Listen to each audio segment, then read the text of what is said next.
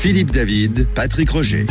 Allez, c'est parti jusqu'à 10h. On a besoin de vos témoignages au 0826 300 300. La France se laisse paralyser par les intempéries. Qu'en dites-vous? Qu'en pensez-vous? Vous nous joignez, vous nous appelez, le standard de Sud Radio 0826 300 300. Oui, la France qui se laisse paralyser par les intempéries. Alors c'était surtout l'Île-de-France, la région parisienne avec ses 700 km de bouchons, mais à chaque fois également qu'il y a une grande agglomération ou des petites routes en fait de campagne de toucher, c'est un peu la même chose, sauf en montagne où on est là où on est prêt, on est équipé. Donc vous pouvez appeler 0826 300 300 et nos invités, votre prise de position, mon cher Philippe David. Il neige au mois de février, au miracle. Au miracle, d'habitude, c'est au mois d'août qu'il neige et ça tourne au Capharnaüm un peu partout dans l'Hexagone. Et seul contre tous, jusqu'à 10h sur Sud Radio, je l'affirme, intempéries, on ne sait pas s'adapter. Et on ne sait pas s'adapter partout. Tiens, vous avez vu que les TGV ont pris parfois jusqu'à 3 heures de retard. Et il y a une fissure d'un rail à hauteur de Vendôme qui a obligé les TGV à rouler à 40 km/h. Vous savez, quand ils ont été installés, ces rails, c'est la ligne qui a été inaugurée au mois de juillet dernier. Vous voyez, c'est quand même très fort. Les rails du transsibérien, qui ont plus d'un siècle, ne gèlent pas. Et les rails, qui ont 7,8 milliards d'euros quand même, la ligne Paris-Bordeaux, ils se fissurent. C'est incroyable. C'est pourquoi, je le répète, intempéries, on ne sait pas ça. Essonne. On a dispensé les élèves d'école hier et aujourd'hui, il n'y a pas de transport scolaire. Vous avez essayé de prendre un métro aujourd'hui, on peut même pas monter dedans. Parce qu'on n'a pas augmenté le nombre de rames. Pourtant, les métros, c'est pas perturbé par la neige, comme ils sont dans un tunnel. C'est bien la preuve qu'en France, on ne sait pas s'adapter. Et le RERC, de mieux en mieux, ça fait 10 jours qu'il est fermé. En juin 2016, il y avait eu des inondations sur les rails. On ne pouvait pas imaginer qu'il y aurait une nouvelle crue de la Seine qui pourrait arriver. Non, ce n'était pas possible. Vous savez, c'est comme la ligne Maginot. Les Allemands étaient passés une fois par la Belgique, ils n'allaient pas passer 2 fois. En 1 an et demi, on est resté, vous me passerez l'expression, le popotin sur la chaise. On n'a rien fait et le RERC est à nouveau fermé. Oui, alors c'est un grand tronçon au cœur de Paris. Oui, mais ça fait 2 fois en 1 an et demi. Ouais. Et je le répète, seul contre tous, intempéries, on ne sait pas s'adapter. Je dirais même pas qu'on est nul, Patrick. Je dirais qu'on est nullissime. Ouais. Et en attendant, ce sont des dizaines et des dizaines et des dizaines de personnes qui ont été bloquées, coincées, et d'autres à venir encore. Alors certains en région, et on en rigole parfois, on se dit voilà, bien fait pour ces Parisiens qui s'agglutinent. Cela dit, oui, mais voilà, ils vont en fait travailler les uns les autres. Et Gaëtan Silène, vous êtes avec nous. Bonjour. Bonjour. Vous êtes secrétaire général du syndicat national des personnels techniques des réseaux et des infrastructures pour la CGT. Oui. C'est vrai qu'on est assez étonné parce que pour l'Île-de-France hier soir, on n'a pas vu spécialement des gens de l'équipement. On appelait ça auparavant les fameuses DDE, c'est ça, mobilisés. Qui déclenche quoi? On n'a pas été quand même surpris, ça fait quelques jours qu'on le savait, non? Je pense qu'aujourd'hui, le vrai souci, c'est qu'on a Météo France qui est capable de faire des bulletins météo à 5 jours et qui sont très précis. Ah oui. Donc je pense que depuis dimanche, en tout cas, il y a des moyens qui auraient pu être mis en place assez rapidement. Mais aujourd'hui, on se rend compte, par rapport à ce que vous disiez, auparavant, on avait les DDE qui étaient sur l'ensemble du territoire. Aujourd'hui, on a un certain nombre d'acteurs qui sont quelquefois ne se connectent pas, ne sont pas en liaison directe et effectivement d'un réseau à l'autre, il peut être déneigé, l'autre ne peut pas être déneigé et la faute à quoi? La faute aux moyens. Tout type de moyens. Mais on a quand même beaucoup de moyens. Ils sont peut-être pas bien organisés, c'est ça, non?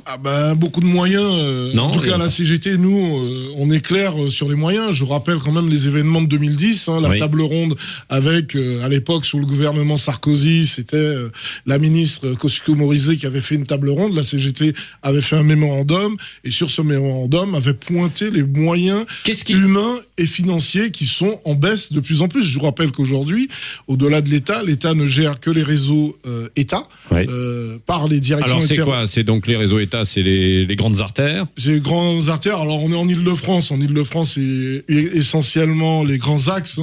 La 1, la 3, la 6, la 10.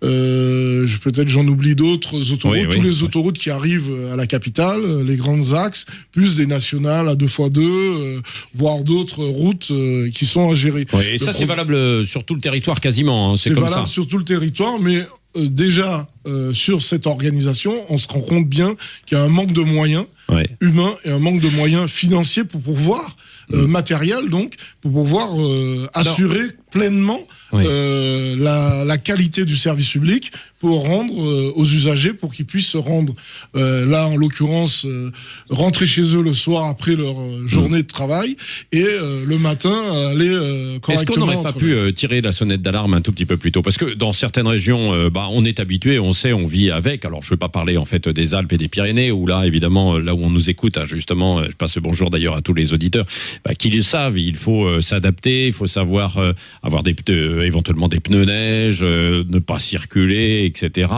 Même chose sur les petites routes de campagne. En Auvergne, on en parlait en fait tout à l'heure, on ne sort pas ou pas. Là, c'est vrai qu'il y a des millions d'automobilistes sur les routes et qu'ils se retrouvent piégés. Est-ce qu'on aurait dû, en amont, s'organiser un tout petit peu mieux? Alors, ce que vous évoquiez en fait tout à l'heure. Oui, bien sûr. Comment leur dire de rester chez eux hier, par exemple? Non, moi je pense que on est dans un pays où le service public est quelque chose d'important. Ouais. Et aujourd'hui, l'importance du service public est d'informer les usagers empruntant ces réseaux. Je rappelle que c'est par l'impôt qu'on finance ces réseaux. Donc forcément, l'État a une responsabilité d'information aux usagers pour pouvoir rouler sur ces réseaux.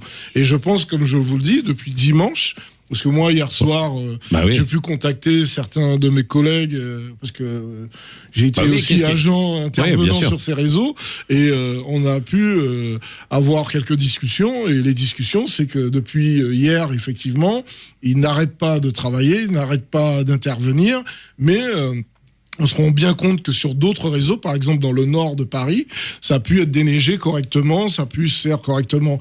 Je rappelle que la 118, en 2010... C'était les mêmes effets. Hein. C'était exactement la même chose, quoi. On n'a absolument pas anticipé. Je rappelle qu'en 2010, c'était les mêmes effets. Vous qui êtes un spécialiste sur la 118, on aurait pu éviter ce chaos hier? Bien sûr qu'on aurait pu éviter ce chaos. Je rappelle c'est un effet de congestion. Je rappelle que la neige, elle est arrivée en fin d'après-midi. Elle n'a pas arrêté toute la nuit.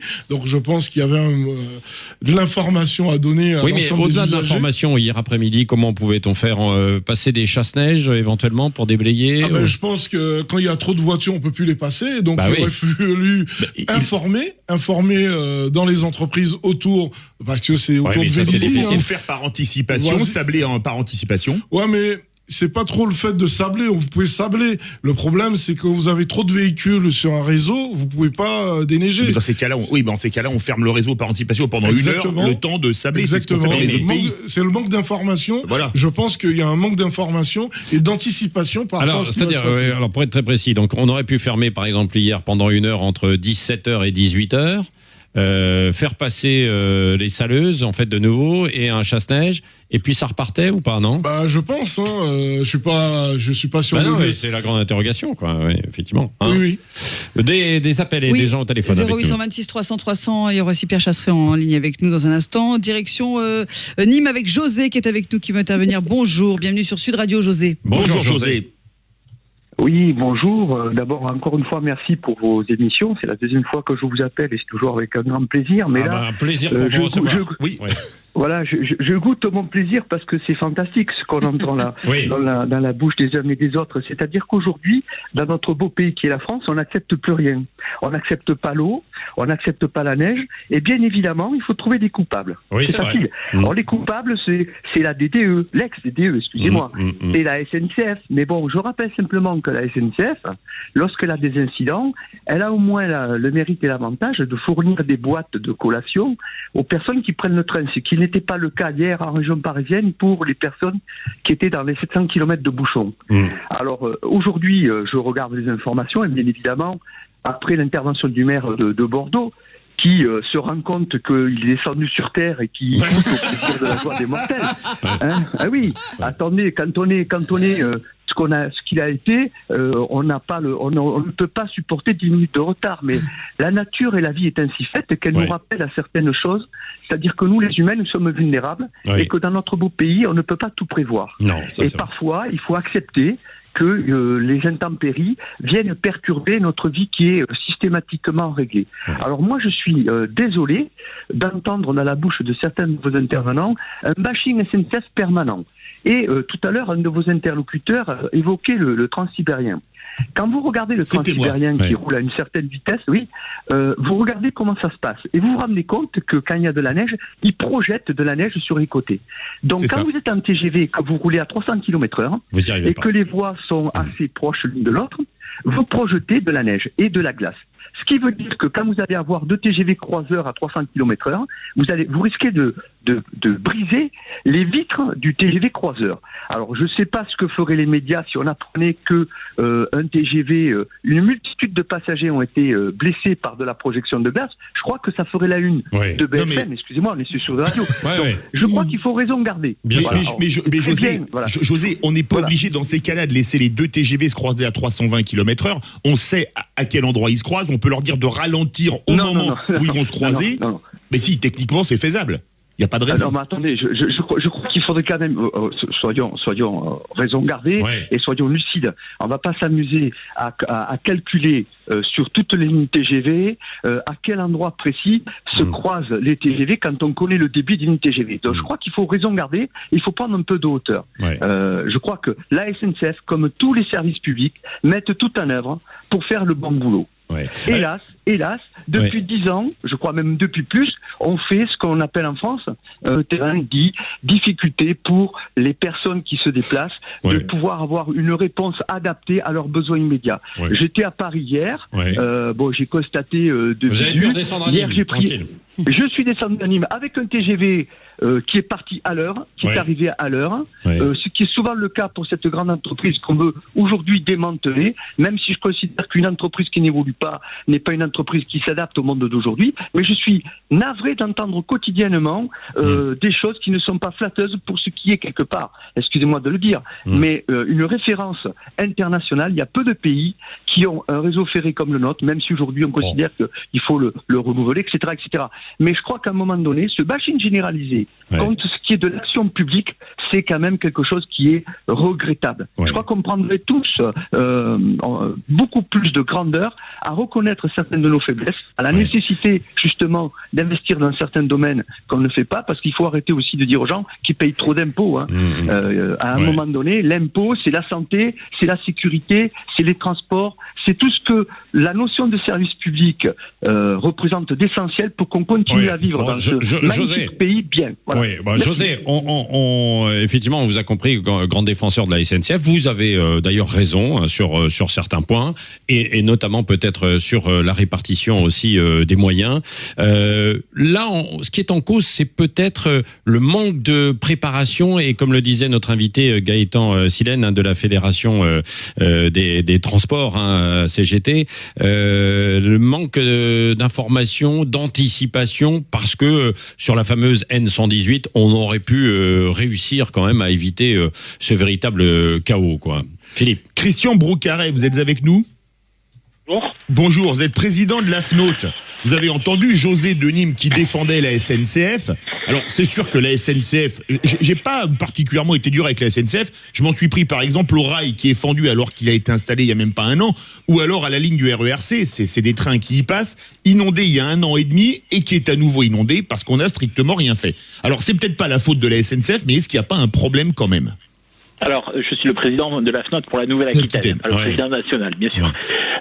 Juste une petite précision, le rail à Vendôme, c'est sur la partie qui a été faite en 1990, c'est pas sur la partie qui a été faite au mois de juillet. C'est parce que j'avais lu sur dans si la presse. vous regardez Vendôme où ça se situe dans ma géographie française entre Paris et Tours, et cette partie a été mise en service en 1990. Mais c'est un détail, mais c'est quand même important parce qu'on peut pas tout. Je suis d'accord avec l'interlocuteur précédent. On peut pas être tout contre la SNCF. La sécurité a été assurée. C'est clair. Il y a personne qui est resté dans un train dans le froid et tout cette nuit, alors que c'est arrivé là dans la région parisienne, parce qu'ici en Aquitaine on a eu la chance, on a encore un temps qui est clément. Et donc en fait la SNCF, on peut pas tout lui reprocher. Ils ont, je suis d'accord aussi avec l'interlocuteur précédent sur le fait qu'on a enlevé des moyens. Et puis on est parti du principe qu'en France, il fait froid 3-4 jours par an et donc on n'a pas investi. Et nous, on a le problème, entre autres, sur la Nouvelle-Aquitaine et même sur les raccordements de la LGV, puisqu'on a une électrification qui est ancienne, qui est du 1500 volts pour les aficionados. Et donc, ces parties-là sont très sensibles au givre. Certes, ils ne givrent que 4 à 5 jours en Aquitaine, mais ces jours-là, les premiers trains sont supprimés et c'est les usagers qui en supportent les conséquences. Mais justement, il y a quand même...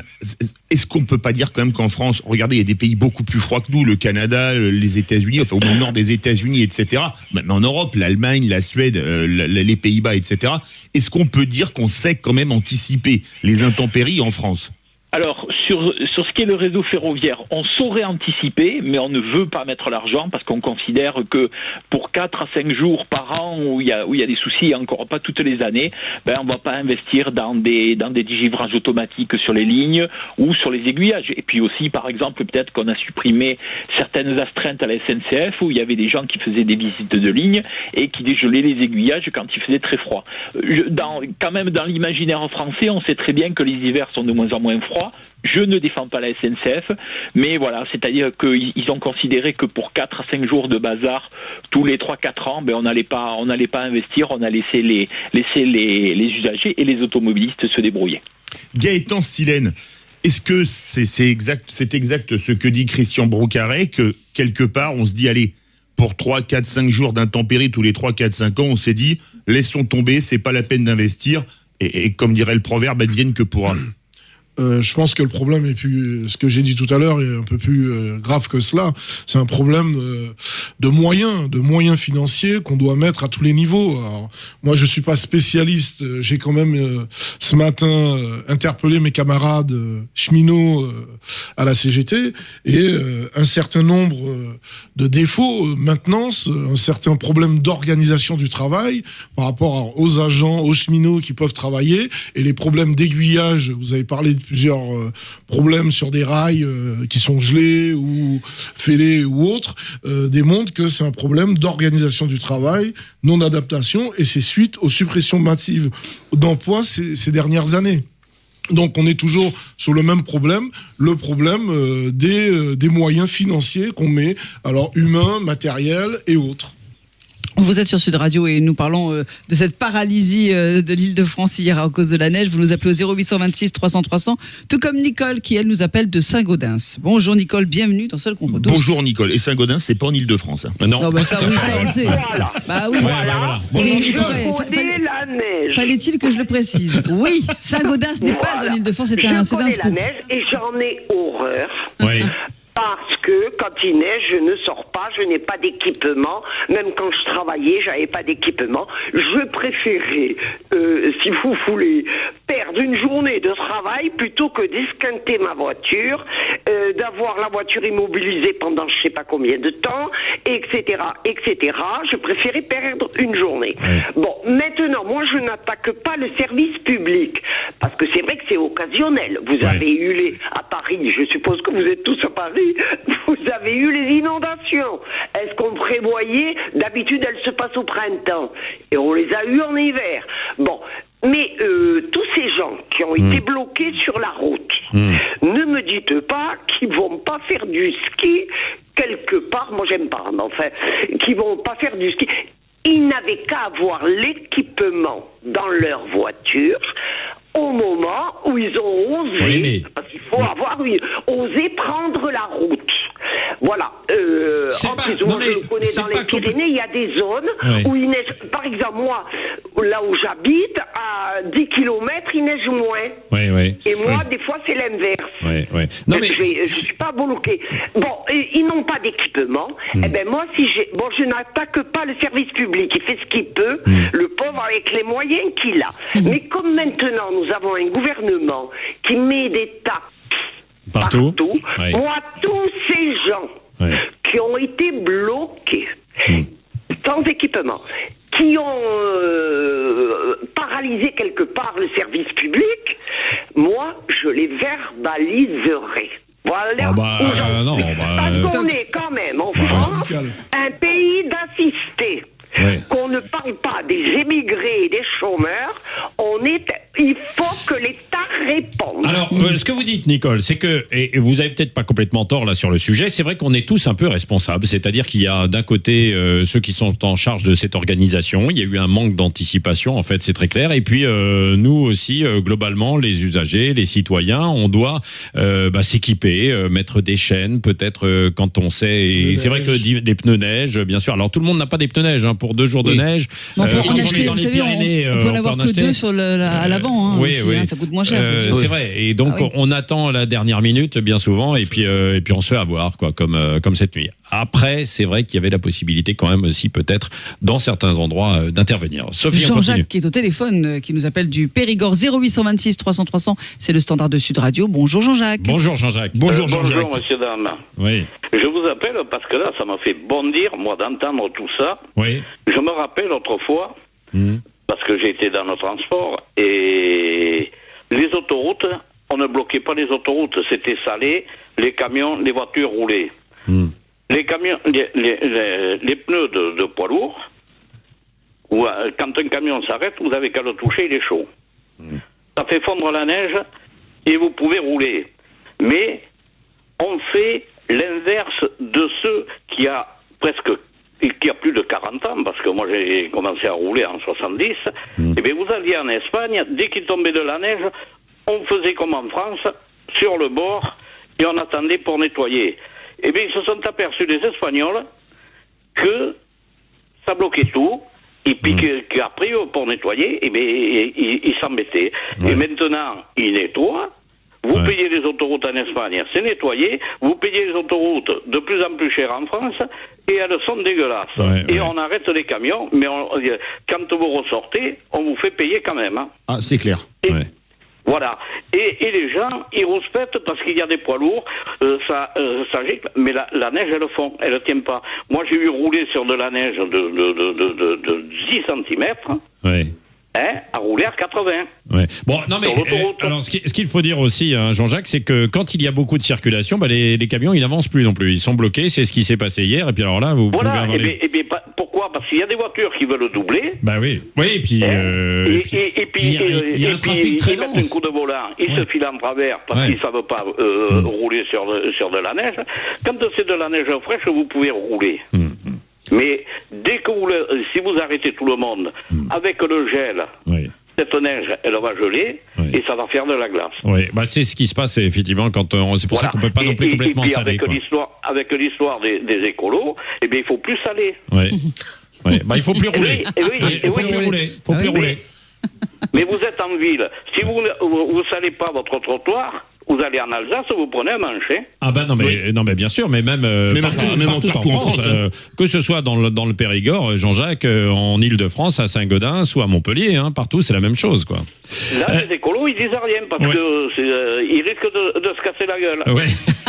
Merci à vous en tout cas d'avoir appelé, témoigné.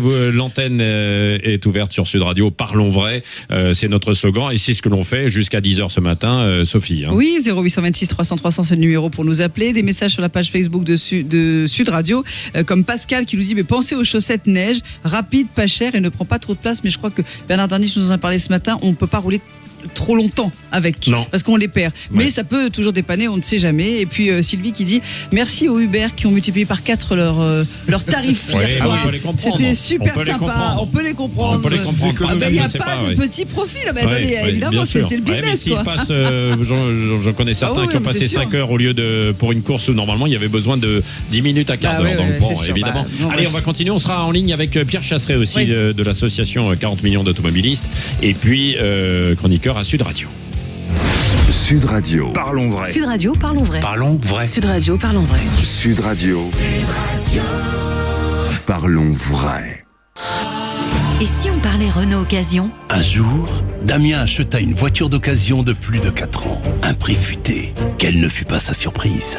Contrôlée, garantie 6 mois pièces et main-d'œuvre, elle offrait même 6 mois d'assistance. De France hier en cause, la neige bien sûr. La France se laisse paralyser par les intempéries. C'est la prise de position de Philippe David qui fait un score, nord-coréen, on peut le dire. 100% de ceux qui ont voté sont d'accord avec Philippe David. Et vous, qu'en pensez-vous ? Ça c'est la première fois que ça arrive dans l'émission. Quoi ?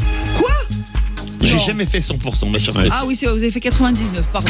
Toutes mes excuses. 0826 300 300, c'est notre Vous pouvez le numéro de regarder téléphone. sur Internet, en fait, si vous avez l'image pour certains, parce que Philippe David, évidemment, il a la banane. Ah Il ouais. a la banane Ah ce oui. matin. Votre fruit préféré, mon Oui, cher Patrick. oui. Un tweet très intéressant d'Eurasienne qui écrit: en Allemagne, les bus circulent par tout temps. En France, panique partout. Hier soir, 3h30 pour rentrer par le train de banlieue. Annonce à Saint-Lazare. Les voyageurs voyageant après 21h doivent anticiper à cause des travaux. Pas de bus de substitution. Autrement dit, et en bon français, démerdez-vous. Oui, démerdez-vous. C'est ce qu'a cru comprendre aussi Alain Juppé, qui prenait effectivement le TGV pour venir de Bordeaux à Paris. Alors, je hier. suppose que c'est pas le pseudo d'Alain Juppé, Eurasienne. Non, je ne pense pas. Évidemment, aujourd'hui, en région parisienne notamment, mais aussi ailleurs, dans les pays de la Loire, un peu en Auvergne, il va y avoir un taux d'absentéisme quasi record. Beaucoup de gens vont rester chez eux. Vous avez vu que c'est autorisé. On l'a dit ce matin avec Christophe Bordet et Jean-Baptiste Giraud sur Sud Radio. Vous pouvez, pour cause majeure, et là c'est une cause majeure, ne pas vous rendre au travail. C'est mieux de passer un petit coup de fil à votre employeur. Et après, ça se négocie. En règle générale, c'est une récup, une RTT, etc. Quoi. Bon, on peut pas non plus tout avoir, quoi. Philippe. Ou alors un jour de congé à prendre. Ça peut arriver aussi. Quand même, il y a un point qui est important, ce que disait Eurasienne. Gaëtan Silène qui est avec nous. Gaëtan Silène. Vous avez vu le manque d'informations. Elle dit 3h30 pour arriver à rentrer à Saint-Lazare. Et après, pas de bus de substitution. Elle l'a dit avec ses mots, elle. Démerdez-vous. Est-ce qu'on n'en est pas un peu là, malheureusement, en France aujourd'hui? Oui, mais je le redis, c'est un problème de moyens. D'investissement. Je vous rappelle quand même qu'il y a le rapport de la commission Duron qui vient de rendre la semaine dernière un rapport qui démontre qu'il y a un sous-investissement dans les réseaux infrastructures. Donc sur les transports collectifs, sur les routes, sur les voies navigables, sur les ports maritimes, sur l'ensemble ce qui concerne les réseaux infrastructures. Donc de fait, quand on a des événements, comme vous l'avez dit, la Seine qui déborde, les événements climatiques, de fait, on n'a pas mis les moyens à la hauteur des événements et de fait, on se retrouve dans la pagaille à chaque fois qu'on se retrouve avec, je crois, 10, 12, 14 cm de neige à certains endroits. Oui, c'est ça, on a été à 10, 15, parfois même 20 cm, nous disait Rémi André tout à l'heure du côté du Val d'Oise. C'est bien un problème d'investissement et de moyens matériels et financiers et bien sûr humains pour pallier à ces événements climatiques. Oui, nous sommes en ligne avec Pierre Chasseret, le délégué général de 40 millions d'automobilistes et chroniqueur également sur Sud Radio, qui ce matin déjà aussi tirait un petit peu la sonnette d'alarme sur Sud Radio. Bonjour Pierre. Rebonjour. Bonjour Patrick. Bonjour Pierre. À tous. Oui. On n'a pas anticipé ce qui s'est passé hier soir du côté des pouvoirs publics, quoi. Mais c'est pire que ça. Moi, ce qui me choque quand même, Patrick, c'est que quand on regarde bien et qu'on met en place un épisode, par exemple, de circulation alternée dans Paris, soi-disant pour sauver la planète, vous savez.